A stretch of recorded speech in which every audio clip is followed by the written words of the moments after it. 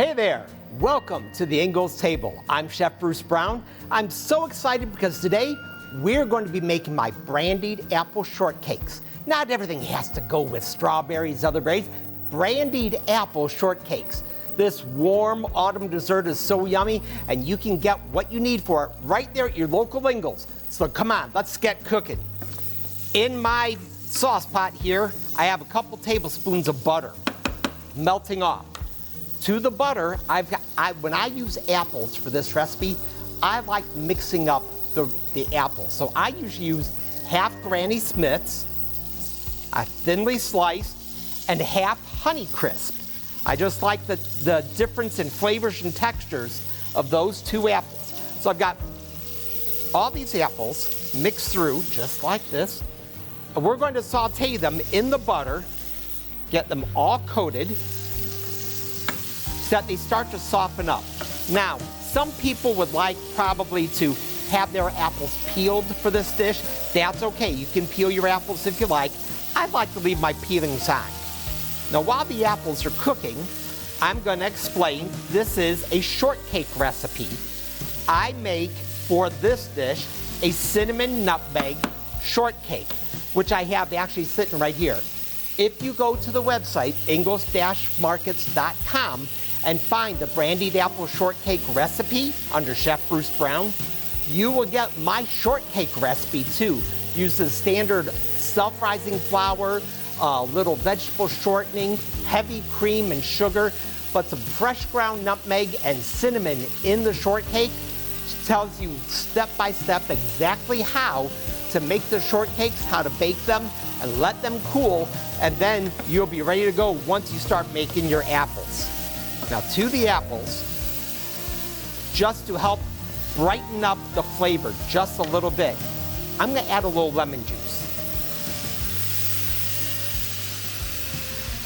About half a tablespoon probably, and brown sugar. This is maybe quarter cup of brown sugar, if that, and this is going to help provide a little bit of stop the apples from turning colors, but also, it will also help make like a sauce for the apples. To these apples, I'm going to add in, now these are optional, you don't have to use them if you don't want to, but I'm going to add in some raisins. If you don't like raisins, you want to add just a little additional pop of flavor, you could actually use craisins in this also, or regular cranberries, especially if you want to do it around Thanksgiving season. Cranberries are great with apples, it's a great combination, but if you use raisins, as they cook in here, they're going to absorb some of the juices, and they're going to plump up and be like really just little shots of sweet flavor in all this. Now, if you remember correctly, I've got my shortcake sitting there, but we call this brandied apple. I use a little bit of brandy. What I like to do, have your lighter ready. We're gonna flambe the apples. We're gonna pour just a little bit of brandy around, no more than a quarter cup. As it cooks, the flames, the fumes are gonna come up, and we flambe, just like that. Once all the alcohol is lit and done, the flames will disappear, just like that. But you have the brandy flavor in there now, and you've cooked off the alcohol. It's a wonderful little addition, a shot of flavor. Now, to put this dish together, I like to take my shortcakes and cut them in half horizontally. We will take the bottom half, set it down on a plate, and ladle a few of the apples right over top, just like that. Take the crown of the shortcake, put it on the very top,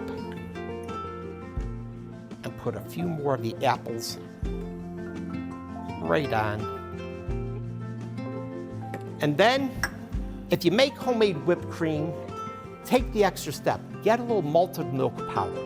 Make your homemade whipped cream and add a teaspoon of malted milk powder to it, and you will have vanilla malt whipped cream that you can put right on the very top to garnish.